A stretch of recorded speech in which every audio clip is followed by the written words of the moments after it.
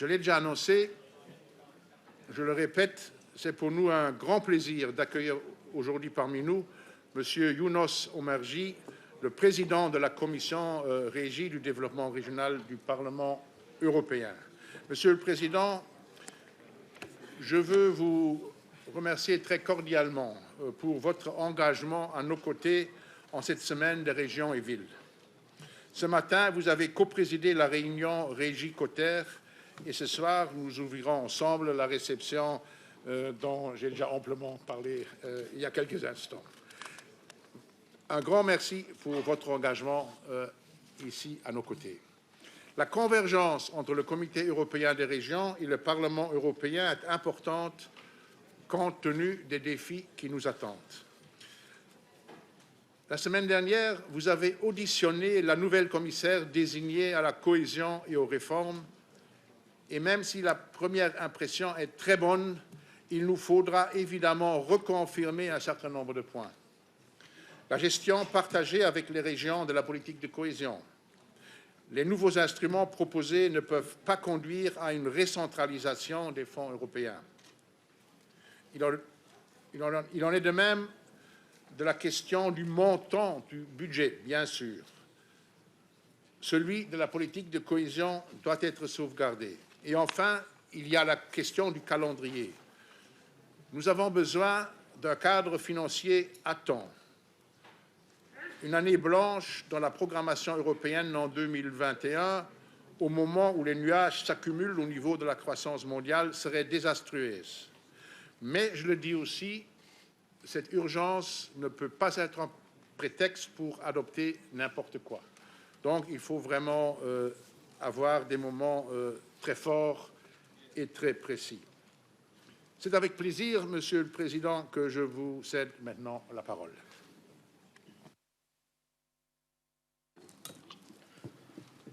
Monsieur le Président, cher Karl-Heinz, Messieurs et Mesdames les rapporteurs, honorables membres du Comité des régions, je veux vous dire le plaisir qui est le mien d'être parmi vous cet après-midi et je vous remercie chaleureusement de m'avoir invité à prendre la parole pendant votre plénière.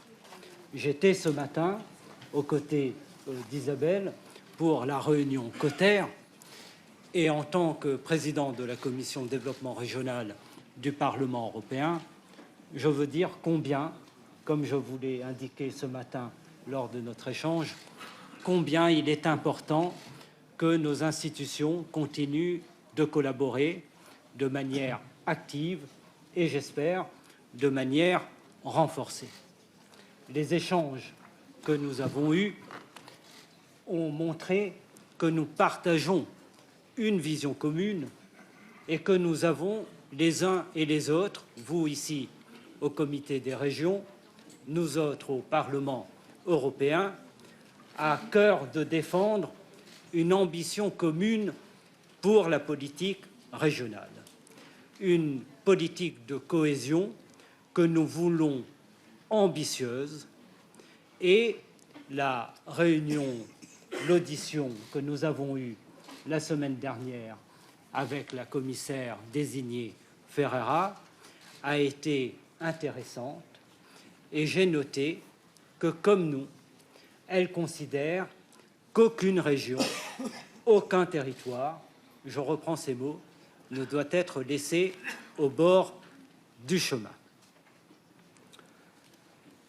Nous sommes au moment d'une année décisive, charnière, pour l'avenir de la politique régionale et l'avenir de la politique de cohésion. Et les décisions que nous allons prendre maintenant vont impacter la vie des territoires et la vie des citoyens pour les 10 ans à venir.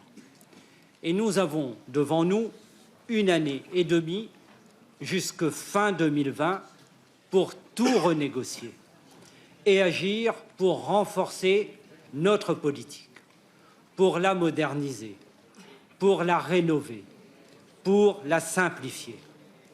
Mais je veux le dire d'entrée, le préalable à cette nouvelle ambition pour la politique de cohésion, le préalable, c'est un budget de la cohésion qui soit à la hauteur précisément de toutes ces ambitions. Nous ne pouvons pas accepter un budget qui soit en baisse. Et c'est peu dire que nous sommes inquiets. Nous sommes très inquiets de ce qui se joue actuellement au sein du Conseil européen.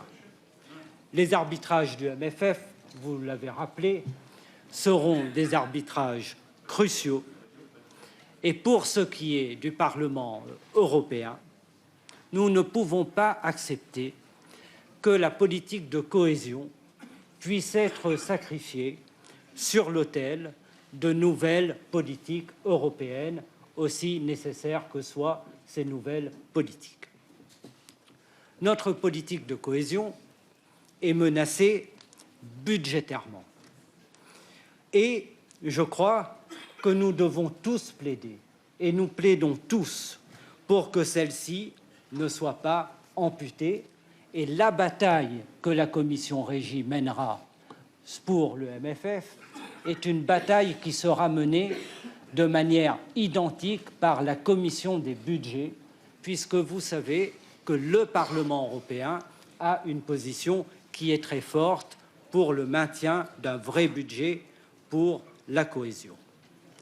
Il est donc urgent, dans ce contexte, de rappeler que malgré les efforts importants réalisés à travers notre politique, qui, vous le savez, a mobilisé près de 350 milliards d'euros sur la période 2014-2020, les fractures territoriales ont continué de s'aggraver. Il est urgent de rappeler que les effets de la crise de 2008 ne sont pas tous encore dissipés et que déjà, et vous l'avez dit, pointe devant nous un possible ralentissement de la croissance mondiale. Les chefs d'État doivent donc s'engager pour une ambition claire, pour plus de cohésion et s'engager pour un véritable budget de l'Union européenne. Ce sans quoi la politique de cohésion sera de moins en moins en capacité de tenir son rôle de politique d'investissement et de long terme et contracyclique. Manquer d'ambition pour la politique de cohésion, c'est, je crois, en réalité, manquer d'ambition tout simplement pour l'Europe. Et couper le budget de la cohésion, comme celui d'ailleurs de la politique agricole commune, c'est donner un coup au cœur même du projet européen. Et c'est, je pense, le début d'un grave renoncement. Et ce serait une victoire, en définitive, offerte aux eurosceptiques et aux europhobes. Est-ce cela que les chefs d'État veulent? C'est le message que nous envoyons avant le Conseil européen des 17 et 18 octobre, et c'est la question que nous leur posons. Mais à cette menace budgétaire s'ajoutent d'autres inquiétudes qui pèsent sur l'avenir de cette grande politique que nous chérissons.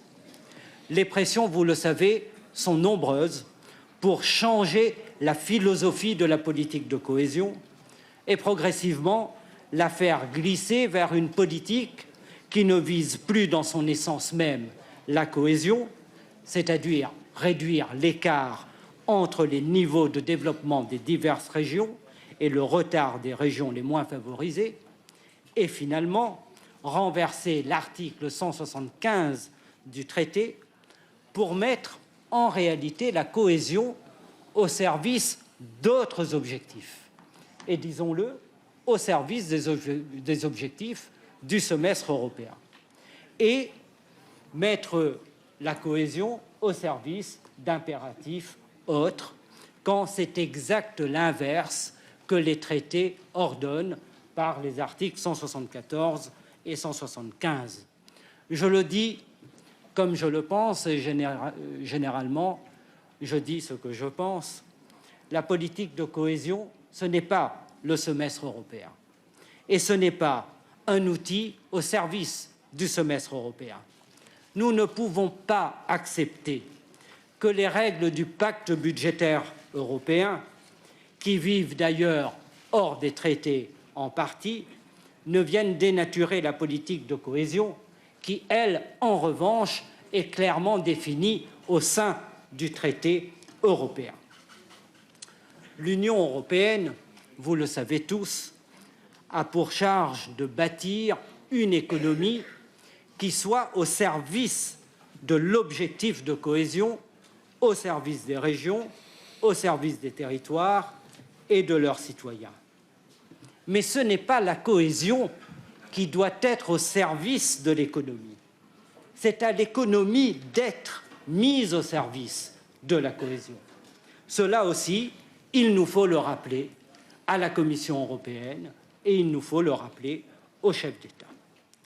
Et il est aussi dans cette philosophie impératif de rappeler que c'est aussi à l'ensemble des politiques européennes, y compris la politique commerciale, le commerce international, d'être bâties de sorte à ce qu'elles ne viennent pas porter atteinte à l'objectif de cohésion économique, sociale et territoriale.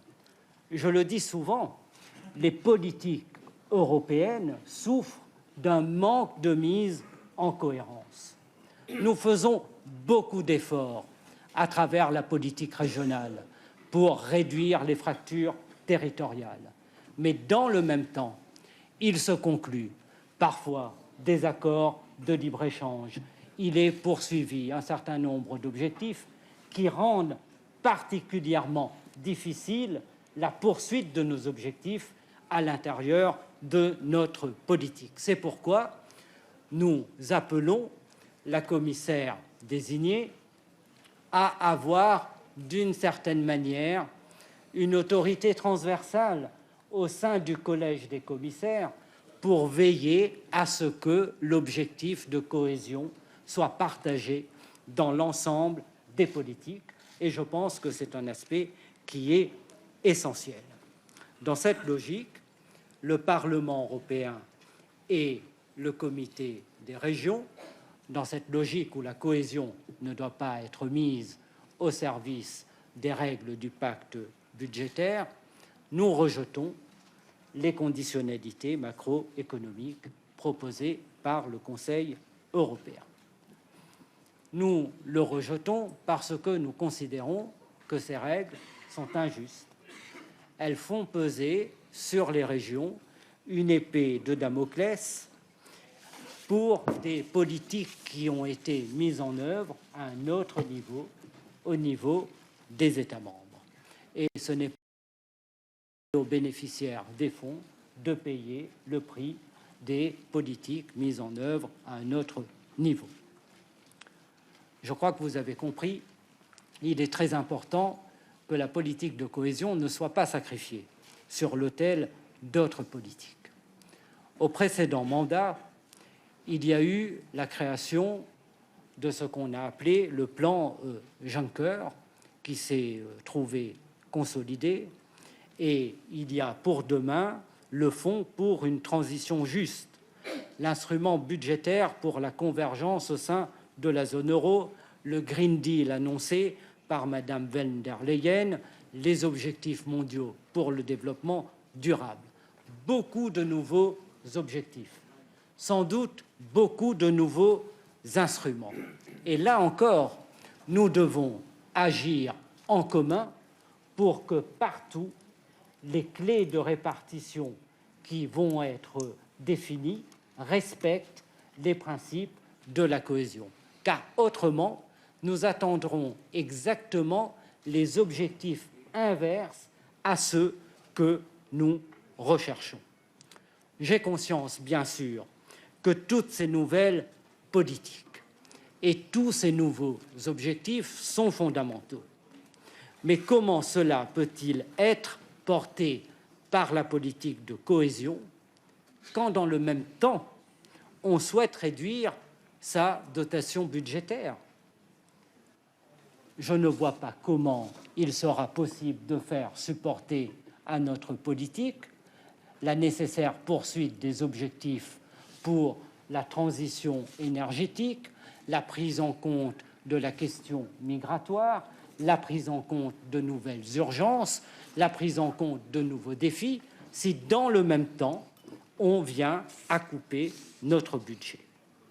Donc, il ne sera pas possible pour la cohésion de satisfaire à tous ces nouveaux objectifs sans moyens supplémentaires. Toutes ces nouvelles ambitions que l'on souhaite confier à la cohésion témoignent cependant de la centralité de notre politique. Et nous devons assumer pleinement cette centralité en faisant une politique centrale en termes budgétaires. Car oui, je suis de ceux qui considèrent aussi que nous devons avancer vers une société à zéro émission carbone. Oui, il est nécessaire d'avancer pour accompagner les régions charbonnières, pour que les anciens bassins industriels puissent aller vers un développement durable. Oui, les villes doivent trouver leur place aussi dans notre politique, car c'est dans les villes que se règle en grande partie la question du défi énergétique et la question du défi du changement climatique. Oui, les régions ultrapériphériques doivent pouvoir être accompagnées de manière plus intense et de manière spécifique. Oui, il faut réévaluer sans doute l'écofinancement. Oui, il faut sans doute encore intensifier le FEDER, Interreg. En fait, il faut tout renforcer. Mais comment tout renforcer si on commence par couper le budget de la cohésion? Nous sommes dans un moment où nous avons repris les négociations sur les différents fonds, le CPR, le règlement général des fonds, et le FEDER et les autres fonds. Et à l'heure où ces trilogues commencent, je veux dire que nous souhaitons progresser. Nous souhaitons progresser à un rythme qui nous permette d'avancer de manière efficace. Nous souhaitons progresser avec un esprit de compromis, mais en demeurant fermes sur les principes. Et nous ne sacrifierons pas ce qui est pour nous, et je crois pour le comité des régions également, sur ce qui est essentiel. Et dans ce moment, nous avons besoin de vous. Nous avons besoin de vous pour gagner la bataille dans la communication, ainsi que pour faire pression sur le Conseil européen et sur les chefs d'État.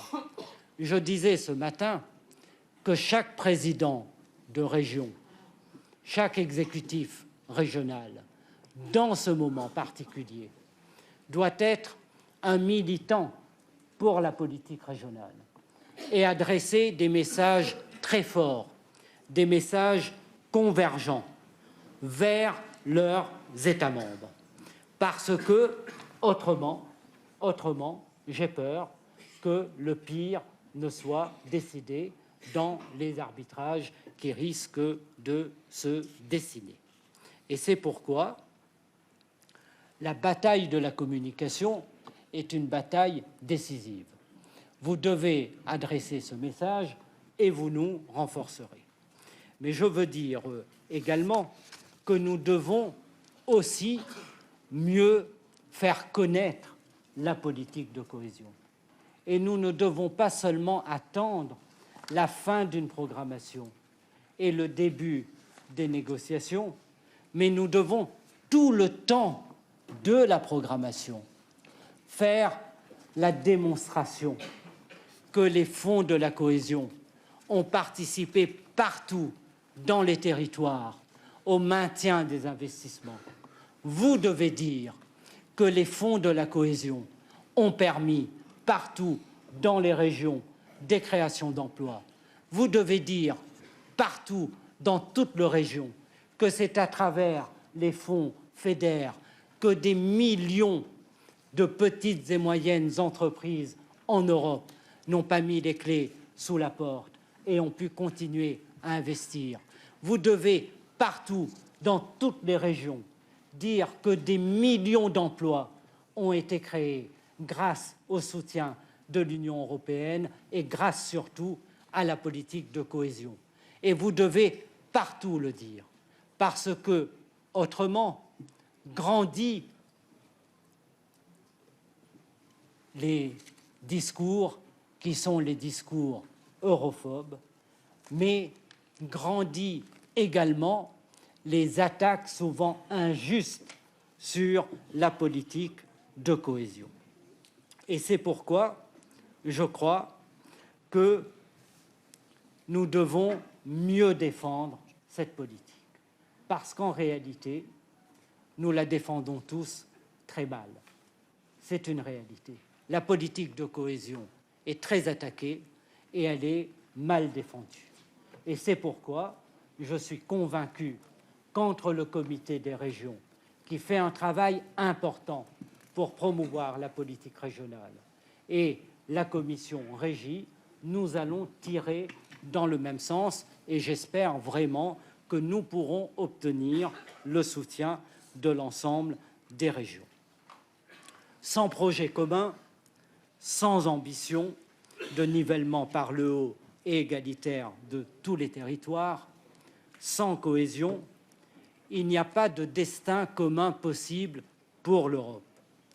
Car la cohésion, c'est un cap pour l'Europe. Et c'est sans doute le meilleur vaccin contre les risques mêmes de dislocation. La solidarité qu'assume la cohésion, c'est le cœur battant du projet politique européen. Je compte donc sur vous, vraiment, aujourd'hui, demain, après-demain, pour, main dans la main, continuer à batailler ensemble. Nous avons devant nous un combat qui va être difficile, mais un combat que nous allons mener avec énergie pour que demain, tous les territoires du Nord, du Sud, de l'Est, de l'Ouest, de la périphérie, de l'ultrapériphérie puissent être dotés des meilleurs programmes possibles. Permettez-moi, Monsieur le Président, de dire aussi deux mots sur la volonté qui est la mienne de relancer une véritable stratégie pour les îles. Je sais qu'il y a ici dans la salle beaucoup de partenaires qui viennent des îles européennes. Nous avons trop souvent sous-estimé l'importance que représentent les îles européennes, alors que dans le monde, aujourd'hui, il y a une prise de conscience de ce que les îles ont d'important. C'est dans les îles que se concentre aujourd'hui l'ensemble des défis planétaires, qu'ils soient énergétiques, qu'ils soient concernant la biodiversité, qu'ils soient concernant le potentiel des océans. Nous avons des îles européennes qui sont proches du continent, et puis nous avons des îles à l'ultra-périphérie, et puis nous avons les îles du monde. Eh bien, je crois que nous avons là devant nous un champ immense pour porter une grande ambition européenne pour les îles européennes et pour les îles du monde. Et puis la deuxième ambition que nous souhaitons porter au niveau de la commission Régie concerne l'urbain. Nous devons donner un contenu aujourd'hui à l'agenda urbain, au pacte d'Amsterdam. Et comme je le disais dans mon intervention, c'est dans les villes, les grandes villes en particulier, que se réglera la question du changement climatique. Et je vais voir avec la commissaire von der Leyen, j'en ai déjà parlé au vice-président Timmermans, si nous pouvons lancer un grand plan de boisement, de reboisement et de revégétalisation dans l'ensemble des grandes villes européennes, ce qui permettrait, en temps de canicule, de faire baisser la température, de recréer des écosystèmes, d'avoir un cycle très vertueux. Il y a là, sans doute, dans le cadre du New Green Deal, une possibilité d'apporter un projet concret, parce que c'est à nous, en réalité, d'apporter aussi des idées aux institutions européennes et à la Commission européenne en particulier. Je vous remercie.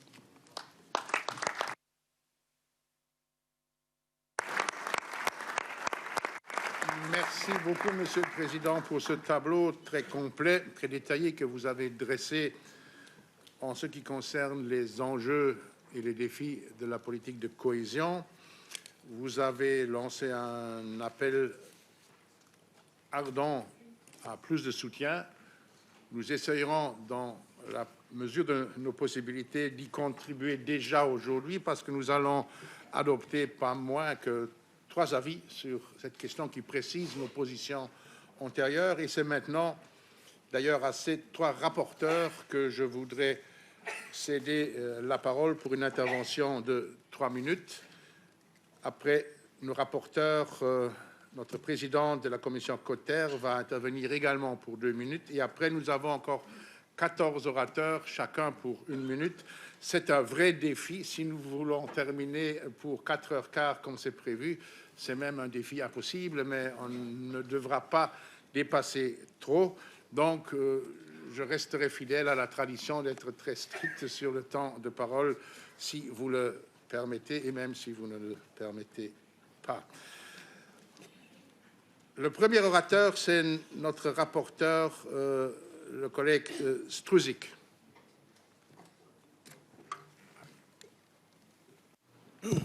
Szanowni Państwo Przewodniczący, Szanowny Komitecie Regionów, Szanowni Państwo, myślę, że w tej wypowiedzi zawarł Pan wszystkie nasze cele i ambicje, które nam towarzyszą. Ja jestem prezydentem, marszałkiem największego polskiego regionu i muszę powiedzieć, że dzięki właśnie polityce spójności w ciągu ostatnich 15 lat uczyniliśmy olbrzymi krok rozwojowy naprzód. Dzisiaj Mazowsze, bo taki region reprezentuję, jest jednym z najszybciej rozwijających się regionów nie tylko w Polsce, ale również w Unii Europejskiej. Ale jesteśmy też regionem niezwykle zróżnicowanym i zarówno elementy polityki wielkomiejskiej, bo mamy w swoim obszarze stolicę kraju, jak i politykę dotyczącą obszarów wiejskich, obszarów pozametropolitarnych wspieramy właśnie w ramach polityki spójności. Wystarczy powiedzieć, że w ciągu ostatnich 15 lat, gdyby zsumować wszystkie środki finansowe, które otrzymaliśmy z europejskich funduszy, to jest to kwota ponad 4,5 miliarda euro. Dzięki temu udało nam się zmodernizować i odnowić koleje regionalne, przywrócić je do funkcjonalności i przyzwoitego poziomu, dzięki czemu zwiększyliśmy o 23 miliony ilość pasażerów w tych kolejach regionalnych. Udało się zbudować regionalny port lotniczy, który dzisiaj obsługuje ponad 3 miliony pasażerów. Udało się wyremontować szereg dróg, ale również obiektów kultury, obiektów edukacyjnych. Wsparliśmy też cały obszar naukowo-badawczy, transfer technologii, nasze instytuty i wyższe uczelnie. Udało się oczywiście pokonać też problemy bezrobocia. Dzisiaj praktycznie w moim regionie, w stolicy, jest 1% bezrobocie, czyli praktycznie nie istnieje, a w terenach pozametropolitarnych, najbardziej oddalonych od stolicy, ono nie przekracza 10%. Więc mogę powiedzieć tak, że z punktu widzenia Polski, z punktu widzenia takiego regionu jak Mazowsze, nie ma odwrotu od polityki spójności. Nie ma odwrotu i powinniśmy, tak jak pan przewodniczący tutaj powiedział, zrobić wszystko, wywierać presję na nasze rządy, żeby bardzo konsekwentnie, nawet kosztem zwiększenia składki, były odpowiednie finanse na realizację polityki spójności. Ja mam apel do płatników netto. Ja rozumiem, że nikt nie jest zainteresowany zbytnimi obciążeniami, ale ta wartość dodana, ogólnoeuropejska, która jest wynikiem polityki spójności, jest nie do przecenienia. To są też efekty, które później przekładają się na wspólny rynek, na podniesienie konkurencyjności naszych produktów na całym świecie. I nadaje też sens to, co Pan powiedział dzisiaj rano na spotkaniu Komisji KOTER i Komisji Regio, że nadaje sens solidarności europejskiej, właśnie polityka spójności. Dlatego bardzo serdecznie apelujemy i będziemy Pana popierali i całą Komisję Regi w tej walce o przyzwoity budżet na najbliższe 7 lat, bo to jest najważniejszy element, który jednoczy nas Il wszystkich. faut conclure. Le temps est déjà passé depuis 1 minute. Dziękuję bardzo. Merci beaucoup. La parole est maintenant à notre collègue Adrien Théban. Dear Mr. President of Regi Commission, dear Mr. President, it was a real pleasure to have you to the joint meeting today, this morning. I think that we have to work together, COTER and Regi, to support cohesion policy. It's my true conviction that a better visibility of cohesion policy will contribute to improving citizens' perception of the EU and regaining their confidence in our European Union. A good understanding of cohesion policy projects is very important, and it also affects citizens' perception of the EU and raise awareness on the positive impact that EU has on the everyday life of its people and citizens. Cohesion policy is a giant that have to be wake up by our communication to the local level. If you communicate good with our citizens at local level, I think cohesion policy is in our favor, all of us. How to tackle Euroscepticism? The increase in Euroscepticism and political parties that oppose further EU integration is linked to the perception of the economic, social, and territorial inequalities all over Europe. Cohesion policy is a powerful tool to promote territorial resilience as part of the solutions in terms of policy responses and the communication activities of positive impacts on the territories and citizens' lives become fundamental. We need to focus on operational program on people needs and communicating not only to the citizens, but with the citizens. In this respect, we have to introduce an open programming approach for real dialogue with citizens in all phases of programming. This means preparing, implementation, or evaluation of operational programs where local authorities have to be involved in all these phases.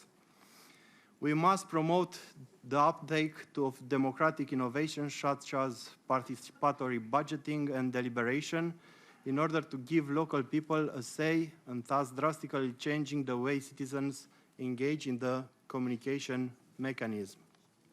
So the visibility of cohesion policy investments is a shared responsibility between European Parliament, we as Committee of Regions, as Member States, and local authorities should be involved in view to formulate effective communication strategies.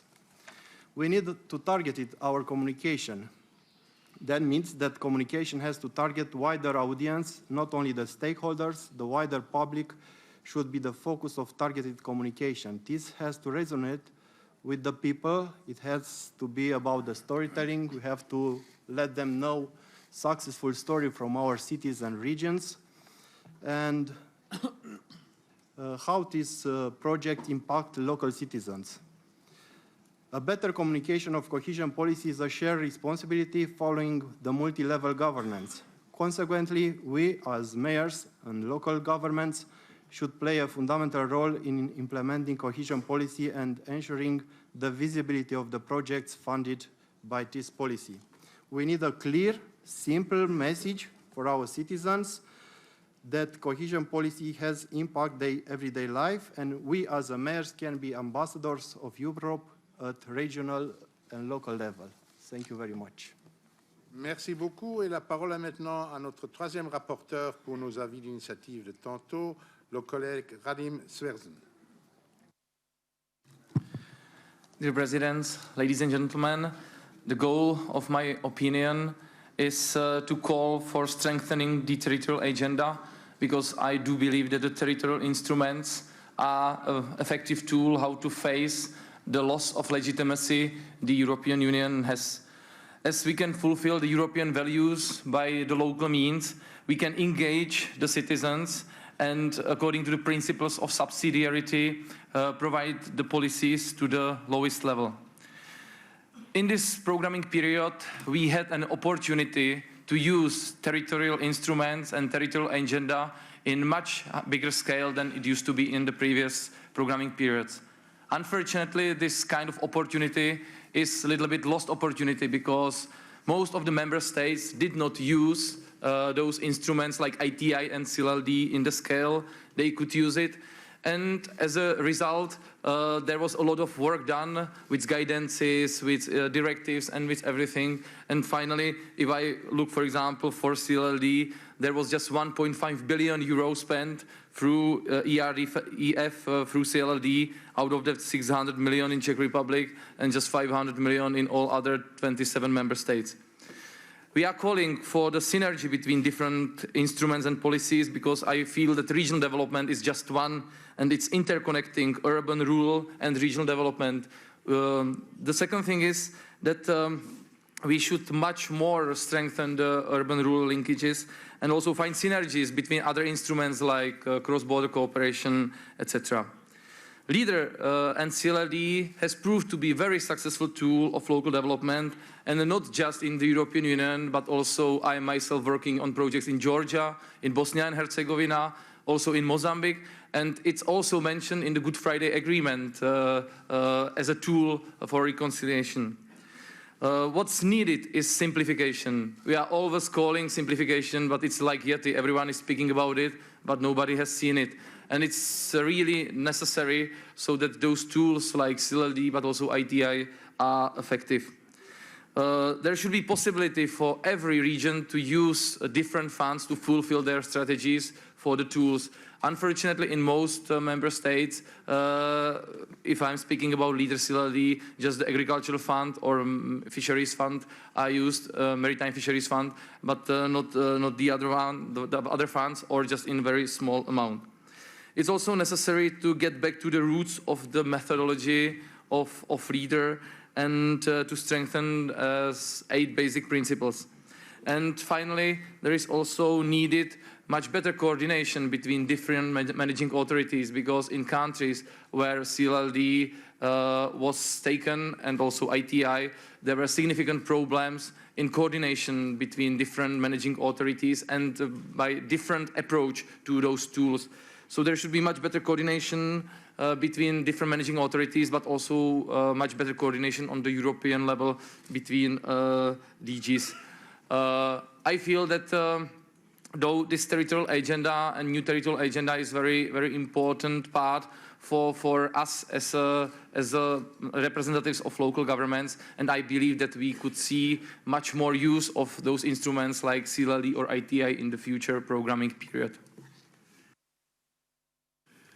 Merci beaucoup. Et la parole est maintenant à la présidente de notre commission Coter, notre collègue Boudinot. Merci, Monsieur le Président. Monsieur le Président de la Commission Régie, merci d'être de nouveau à nos côtés. Merci pour la tenue ce matin même de la réunion commune entre votre Commission Régie et la Coter. La réunion de ce matin a permis d'aborder avec nos rapporteurs les nombreuses problématiques que soulèvent les tout derniers rapports sur la cohésion. Et les 3 rapports de cet après-midi sont vraiment d'une grande importance pour le futur de cette politique de cohésion. En effet, sur le terrain, le constat des acteurs et des gestionnaires des fonds est le même.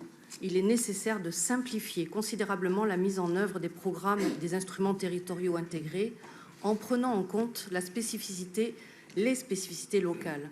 La mise en œuvre doit être flexible, elle doit s'adapter au territoire et respecter une méthodologie favorisant une approche ascendante qui repose sur les spécificités, sur les dynamiques propres à chacun des territoires.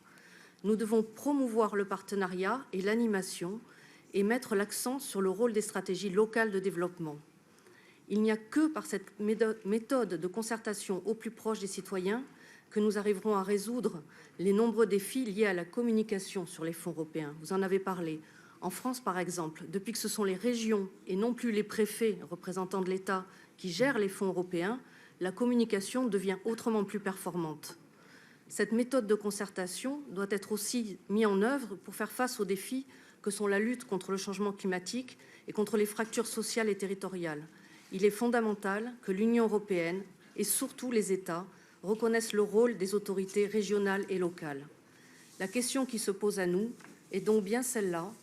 Comment s'assurer que la cohérence socio-environnementale d'une stratégie de développement à long terme de l'Union européenne, basée sur la déclination territoriale des ODD, imprègne l'ensemble des politiques publiques européennes et qu'elle puisse être le fil conducteur de la gouvernance économique européenne et du semestre européen. Je vous remercie. Merci beaucoup et félicitations pour le strict respect du temps de parole et que ce soit le bon exemple pour tout le monde. Maintenant, je sais que c'est court, mais il reste 1 minute pour chacun et celui qui va donner le bon exemple, c'est notre collègue Michael Schneider qui a la parole comme premier. Thank you, Mr. President, Mr. Chair of RIGI, Mr. Omarjee. As I only have a few seconds, I want to really concentrate on a central message, and this is welcoming you here in the Committee of the Regions. Maybe you are surprised I do it as the president of the EPP group, but also as a long-standing rapporteur on matters of cohesion policy. I have many times prepared opinions of this committee on matters of cohesion policy. I very much enjoyed this meeting in the morning, the Kota-RIGI meeting. I hope we can cooperate in the future on this path that we have opened again today in the new mandate of the European Parliament. I think it's a win-win situation for both of us. We can provide you with information that you maybe not have in all the details about the implementation of the structural funds, and you are decisive for us because you are the decision-making body. All our proposals, all our ideas have to have your consent and your approval so that they step into life. So thank you very much to be here at a very early stage of the new mandate, and I hope for a very good and a very fruitful cooperation in the future. Merci beaucoup. La parole est maintenant à notre collègue Enrico Rossi.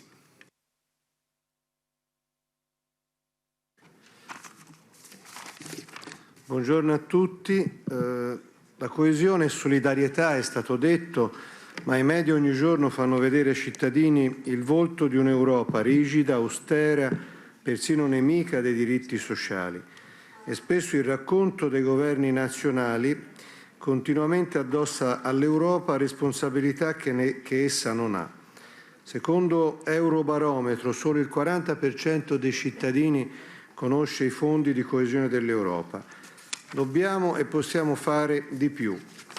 Io mi sono personalmente impegnato per la comunicazione dei fondi di coesione visitando circa 100 progetti finanziati dall'Europa nella mia regione in Toscana e ho visto che questo impegno ha prodotto risultati sia a livello di copertura mediatica che di coinvolgimento dei cittadini. La Commissione europea mi ha accompagnato durante queste visite partecipando alle conferenze stampa e visitando i progetti privati e pubblici. Questo dimostra che se noi riusciamo a trasformare i beneficiari pubblici e privati in testimoni, possiamo ottenere molto di più sul piano della comunicazione che basandoci su una generica pubblicità dall'alto. Sarebbe bello poi che in Europa ciò che è frutto di finanziamenti europei fosse indicato come finanziato dal popolo europeo. Sarebbe un modo per combattere. Le temps de parole et il faut conclure. Merci beaucoup. La parole est à notre collègue Droba.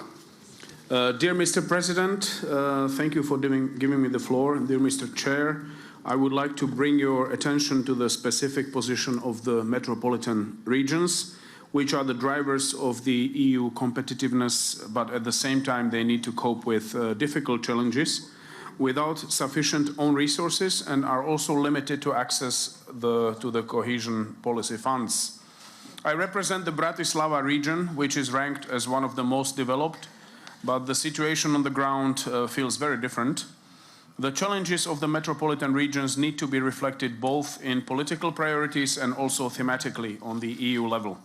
I very much welcome a larger flexibility proposed by the European Commission concerning the future cohesion policy. Supporting metropolitan regions has positive spillover effects on wider territories and contributes to regional convergence.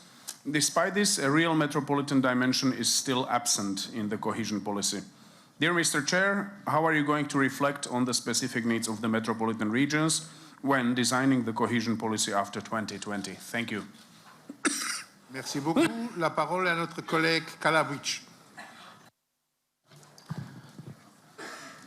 Muchas gracias, señor presidente. Evidentemente, las políticas de cohesión están en lo más profundo del proyecto europeo y de su legitimidad.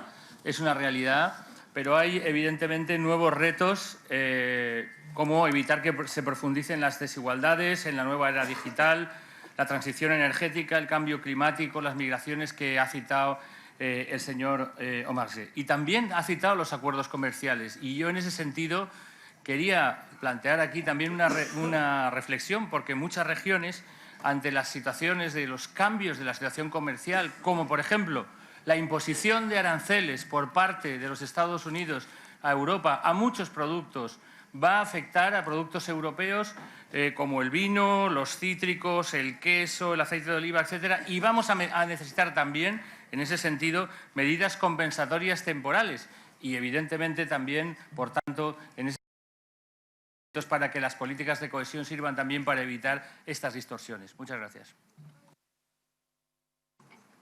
Merci beaucoup. La parole est à notre collègue Bock. Mr. President, in the last European elections, we had one of the highest turnout in the European history, 51%.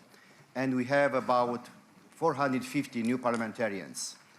The main message from the European election is that we need more Europe, not less Europe. And in my understanding, more Europe means more cohesion policy. But the cohesion policy is not just a technical objective, it's a political priority because it's the glue which is keeping the Europe together. But in this very moment, the cohesion policy is under threat because of the budget cuts. So, Mr. President, we count you very much on you that the strong voice of the Europeans in the recent elections will be translated into a strong cohesion policy. And I want to show you this map. Yellow and orange means less developed regions. Blue, well-developed. As long as you have this map, I think we need a strong cohesion policy. And this is the best argument for a strong cohesion policy. Thank you. Merci beaucoup. La parole est maintenant à notre collègue Marquis. Signor Presidente, la ringrazio per la battaglia comune sul futuro della politica di coesione. Avete un compito formidabile, difendere e promuovere i risultati ottenuti anche dalla precedente legislatura del Parlamento europeo. Dovremmo scongiurare i tagli, ma anche assicurare un ruolo politico delle autonomie regionali e locali nei programmi e nelle future strategie. I territori svantaggiati di cui all'articolo 174, aree montane, insulari, poco abitate o frontaliere, dovranno essere adeguatamente sostenuti dal FESR, come diceva la relazione Cozzolino, anche con una quota di risorse del 5%. La mia regione, la Valle d'Aosta, affronta inoltre le sfide della cooperazione transfrontaliera. Vorremmo attirare la sua attenzione sul criterio di densità di popolazione per allocare le risorse, a 25 km dal confine, come previsto dalla proposta di regolamento sulle disposizioni comuni. È un criterio che penalizzerebbe fortemente i territori montani e poco popolati ed è un problema che va risolto. Sono battaglie queste, Presidente, che ci vedranno al suo fianco. Grazie. Merci beaucoup. La parole est à notre collègue Ivan Zagar.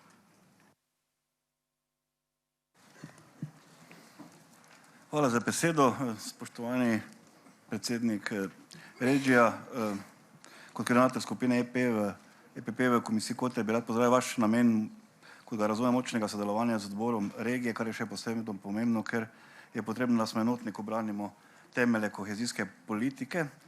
prihodnosti torej še naprej potrebujemo močno in učinkovito kohezijsko politiko, v bistvu jo potrebujejo regije. Danes smo že ugotovili, torej opozorili na nekaj težav povezanih z počasno absorpcijo, z birokratskimi ovirami, podali tudi nekaj predlogov rešitev.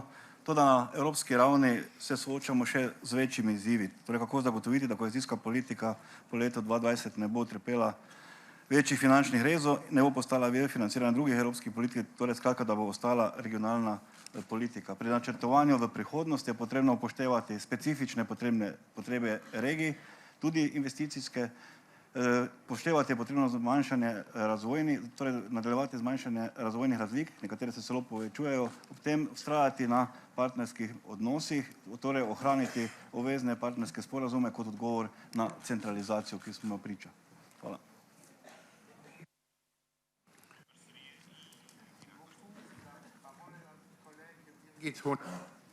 Sehr geehrter Herr Vorsitzender, ich bedanke mich für Ihren sehr engagierten Vortrag. Ich teile Ihre Sorgen um den Erhalt der Kohäsionsmittel und ich unterstütze Sie in Ihrem Kampf um den Erhalt und auch gegen jegliche Kürzungsbestrebungen. Sie haben den ELA angesprochen. Ich möchte auf einen kritischen Punkt bei der gemeinsamen Agrarplanung hinweisen. Wir sehen in unserer Region das erhebliche Risiko, dass ein nationaler Strategieplan zur gemeinsamen Agrarplanung Kompetenzen auf die nationale Ebene zurückverlagern könnte. Für die zweite Säule sollte weiterhin deutlich der Fokus auf regionalisierten Strategien und Programmen liegen. Nur dadurch sehen wir die Möglichkeit, in der Fläche die Leute von dem Erfolg der EU-Programme auch zu überzeugen. Vielen Dank.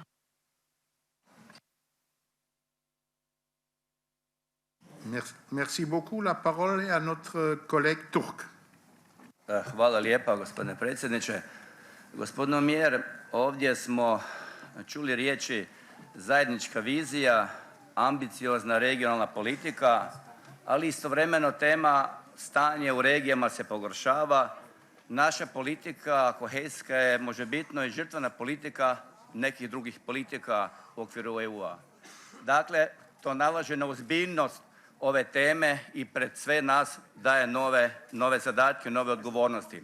Još možda rečenica vezana CLLD, pristup korištenja koje je posebno nešto govorio gospodin Sršen u Hrvatskoj iz koje dolazim, jednim dijelom, a u kontekstu upravo urbanih i ruralnih područja smo napravili određene iskorake, no sigurno je da i ono što je moja poruka ovdje, da ti dostupni instrumenti i alati nisu dovoljno integrirani na razini upravljanja, dakle onih viših instanci ministarstva i dakle drugih centralnih segmenata naših država i da apsolutno trebamo u vremenu koje je pred nama državama članicama obvezati u partnerskim sporazumima da te procedure ne čine dodatno komplicirane i da ih pravovremeno uključe relevantne partnere kao što su udruge općine, gradova, regija i slično.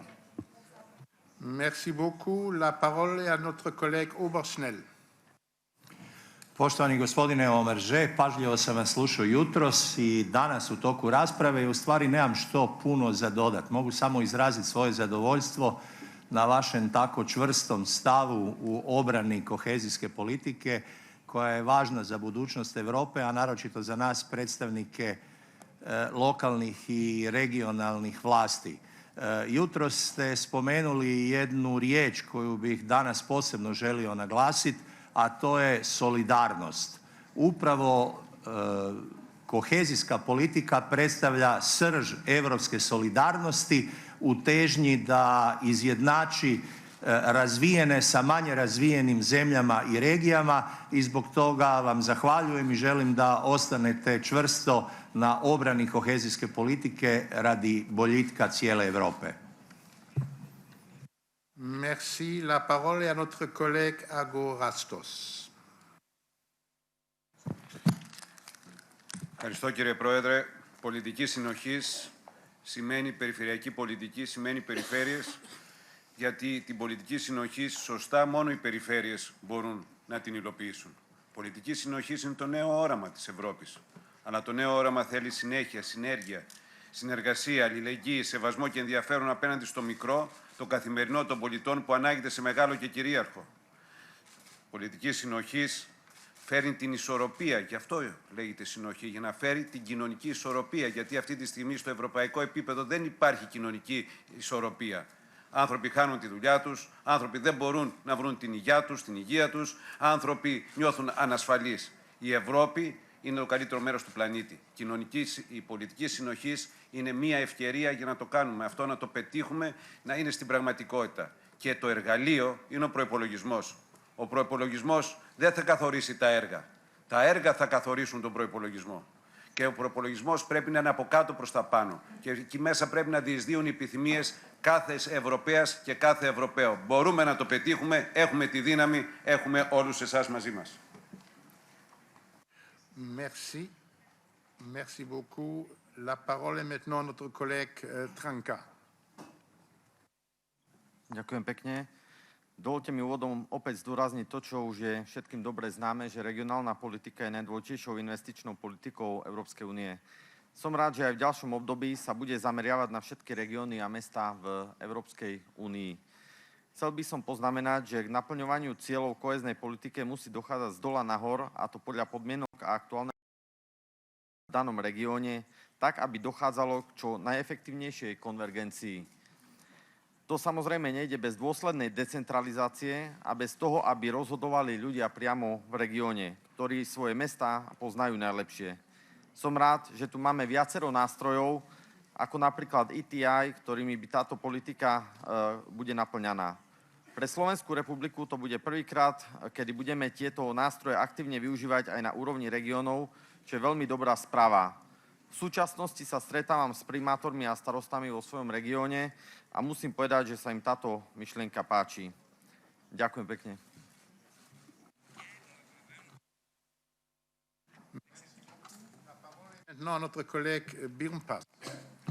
Κύριε Πρόεδρε, ευχαριστώ. Κύριε Πρόεδρε της Ρέτζι, σας καλωσορίζουμε και ευχόμαστε να έχετε καλή θητεία και καλή συνεργασία. Θα συμφωνήσω απολύτως με το θεματολόγιο που εσείς θέσατε, όπως και με τις παρατηρήσεις των συναδέλφων. Αυτό που επήγει είναι πρώτα απ' όλα μια ολιστική προσέγγιση, που αυτό τονίστηκε, μια απλοποίηση των διαδικασιών και ένα συντονισμός με βάση την πολυεπίπεδη διακυβέρνηση.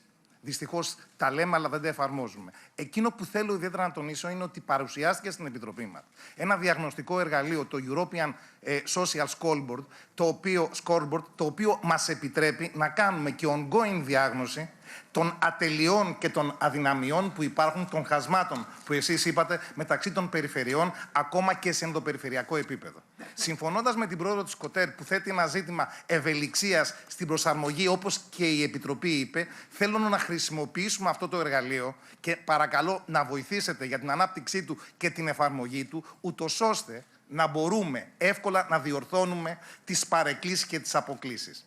Και ιδιαίτερα πέρα από τις νησιωτικές περιοχές και σωστά τις αστικές περιοχές και τις ορεινές περιοχές και γενικά τις περιοχές που πάσχουν από γεωγραφικό αποκλεισμό, γιατί εκεί παίζεται το μέλλον της Ευρώπης και της προσβασιμότητας όλων των κατοίκων της στα αγαθά της.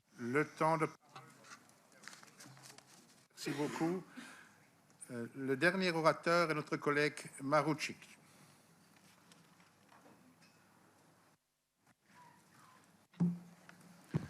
Hvala lijepo, gospodine predsjedavajući.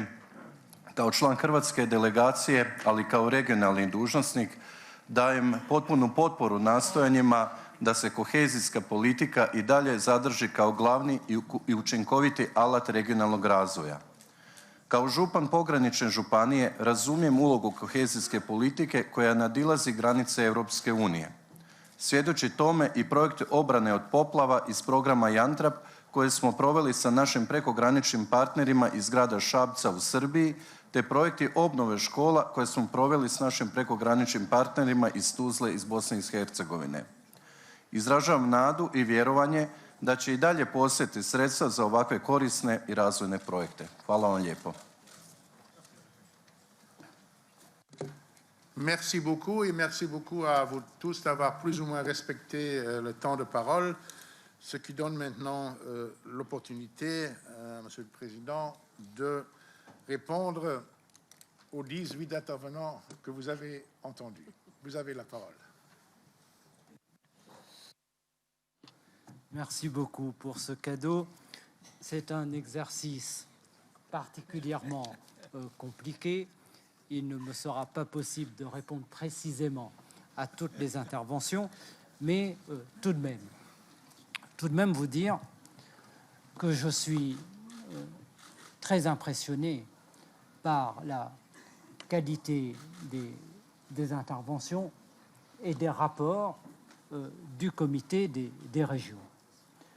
Et je suis vraiment convaincu que nous autres qui sommes co-législateurs, nous gagnerions beaucoup à avoir encore des liens plus forts avec le comité des régions dans tout le processus législatif, puisque nous définissons des règlements dont vous êtes, vous, ceux qui mettez en œuvre et faites vivre. Donc, je crois qu'il va falloir très rapidement que nous nous mettions d'accord sur une méthode pour la meilleure circulation des informations entre le comité des régions et les négociateurs de la commission régie. Je vais présider l'ensemble des trilogues. Je peux vous donner l'assurance que je viendrai et que je reviendrai systématiquement vers vous lorsque il y aura dans la négociation un certain nombre d'arbitrages à opérer.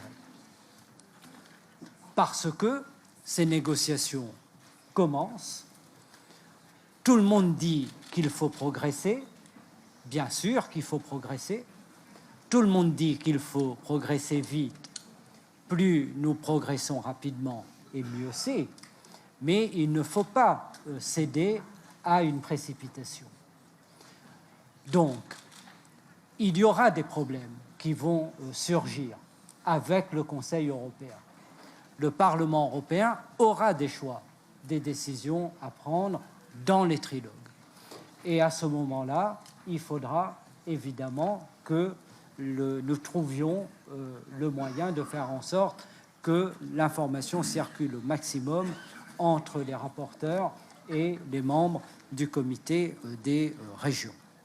Par vos questions, vous avez en réalité évoqué l'ensemble des questions qui se posent aujourd'hui à la politique régionale. Beaucoup ont été évoquées dans l'intervention liminaire. Je n'y reviendrai pas, mais puisqu'on parle de négociation, je veux dire combien nous assumons aussi l'objectif de simplification. Mais cet objectif, nous devons l'assumer aussi dans la négociation sur le CPR et sur l'ensemble des règlements. Parce que très souvent, c'est le co-législateur lui-même, par son travail d'amendement, enfin le Parlement européen, qui vient encore plus compliquer des règles. Donc ce qu'il faut, c'est des règlements qui ne vont pas bouleverser, comme je disais ce matin, le système, mais qui vont pouvoir l'améliorer et le simplifier. J'ai entendu parler des îles, j'ai entendu parler des régions montagneuses, j'ai entendu parler des régions faiblement peuplées. On aurait pu entendre parler des régions ultra-périphériques également. J'ai entendu parler des villes. Bon. Tout ceci montre qu'il y a un besoin de cohésion dans l'ensemble des régions européennes et dans l'ensemble des aires qui présentent des caractéristiques particulières. Parce que il est vrai que les fractures territoriales ont continué de s'aggraver, malgré la mise en œuvre des 350 milliards d'euros de la politique régionale. Et c'est pourquoi je parlais de la mise en cohérence des politiques communautaires, qui est très importante. Les accords de libre-échange, ou les politiques économiques, ou les politiques austéritaires, ont souvent créé des difficultés dans les régions. ce n'est pas faire un excès de politique ou d'idéologie que de le dire. Bon. Je viens d'une région qui est celle de l'île de la Réunion. Mais je peux penser à d'autres régions ultrapériphériques qui ont eu affaire à la réforme des règlements laitiers. Nous avons eu affaire aux accords de libre-échange concernant le sucre. Disparition d'abord des quotas sucriers et des prix garantis, puis multiplication d'accords de libre-échange. Fin pour Madère et les Açores des quotas laitiers. Eh bien, tout ceci a une conséquence sur les territoires, une conséquence pour l'emploi. Et on demande ensuite à la politique de cohésion qui tempère les effets de ces décisions désastreuses de procéder à des sauts qualitatifs. Eh bien, d'abord, il faut pouvoir mettre en cohérence les politiques communautaires. C'est un aspect extrêmement important. Concernant les régions urbaines et les villes, je crois vraiment que nous devons régler un problème. D'abord, les villes sont laissées en dehors de la gouvernance. Les communes. Vous êtes pour beaucoup président de région, mais il y a aussi dans la salle des maires des grandes villes. Et lorsque je rencontre les maires des grandes villes ou les maires des villes, beaucoup me disent qu'ils se plaignent de ne pas pouvoir participer à la réalisation des programmes opérationnels ou à être entendus dans la définition des stratégies. Bien sûr, l'autorité est l'autorité régionale ou l'État. Mais nous devons travailler à ce que les partenariats soient renforcés. Et il faut que les principes du partenariat soient respectés dans l'ensemble des régions d'Europe pour associer au maximum l'ensemble des parties prenantes à la politique régionale. Parce qu'à la fin, lorsqu'on décide d'un projet, le projet, il n'atterrit pas sur Mars, il finit toujours dans une commune. La région est une entité juridique, institutionnelle, administrative. Mais le projet, à la fin, il atterrit dans une commune. Et puis, bien sûr, les communes et les grandes villes sont au premier plan dans la résolution des nouveaux défis, des nouveaux enjeux. 70% de la population européenne est aujourd'hui urbaine. C'est un mouvement qui va malheureusement peut-être, mais continuer à s'amplifier. Les questions de développement durable se règlent aussi dans les villes. Et là, il faudra voir, comme je l'ai dit, comment trouver les meilleures solutions. Beaucoup des interventions, et je partage totalement ce point de vue, ont souligné qu'il n'y a pas matière entre nous ici à faire de l'autosatisfaction, parce que nous sommes dans une situation partout en Europe qui est compliquée. Vous avez aussi l'apparition de nouvelles formes d'inégalité, de nouveaux défis auxquels vous êtes tous confrontés, liés à des situations nouvelles. Je pense en particulier à la nouvelle pauvreté urbaine. Il y a là, pour la politique régionale, un véritable défi. C'est comme un trou noir sur lequel il va falloir qu'on imagine, qu'on trouve, qu'on invente des instruments. Parce que souvent, dans des régions qui sont développées, des villes qui sont considérées comme riches, il y a la survenance de nouvelles pauvretés, de pauvreté urbaine. Et je crois que sur cette question, là encore, il va falloir qu'on progresse dans la future programmation.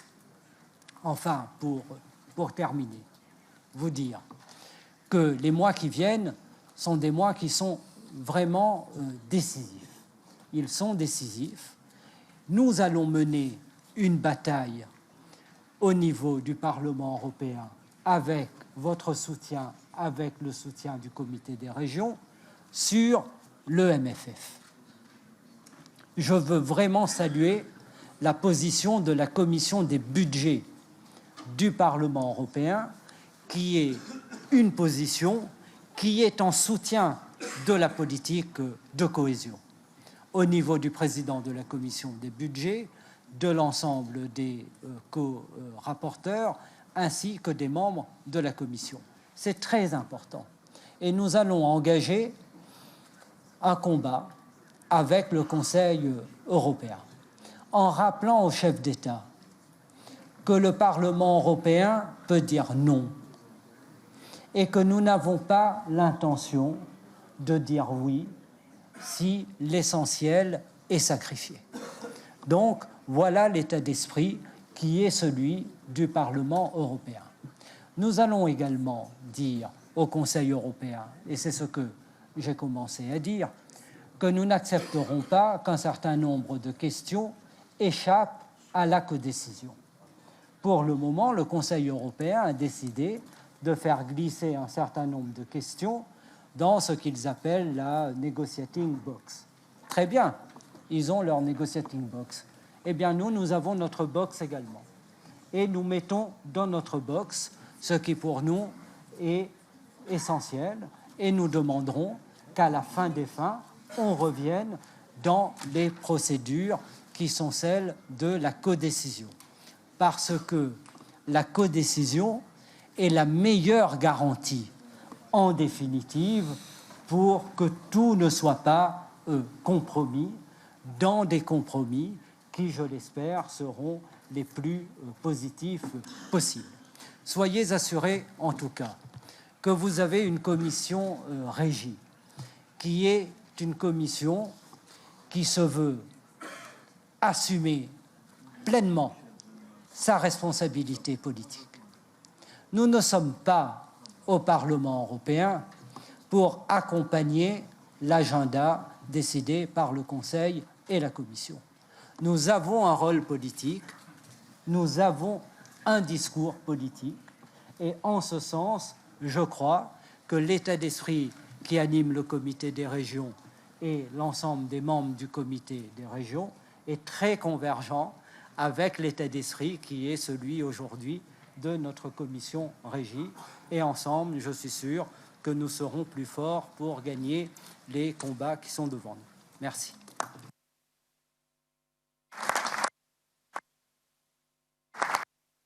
Omerji, merci beaucoup pour ce message et vous avez en tout cas exprimé clairement la musique qui nous attend. On va entrer tout de suite dans le vif du sujet dans les prochaines semaines et prochains mois. Et nous avons aussi accueilli avec beaucoup d'intérêt votre proposition de rester en contact lors du trilogue, quelque chose qui nous intéresse évidemment tout particulièrement. Bonne chance pour tout ce que vous voulez faire pour la politique de cohésion. Salut. Tantôt.